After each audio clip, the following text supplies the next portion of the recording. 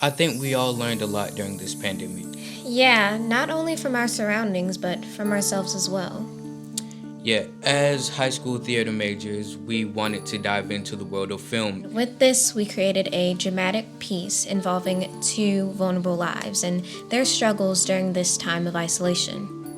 I'm pretty sure when we started remote learning, everybody was like, hooray, Yeah. But spending so much time in isolation really changes a person. It really shows that we need that connection. And I mean on a personal level, not just through our phones. This connection maintains our hope, our motivation, and keeps us alive. So we invite you to see our new short film, Isolation. And it premieres on our YouTube channel May 6th at 5 p.m. as a part of SBHflix. This is a new drama series created by the Sallie Theater Department. We hope you enjoy it.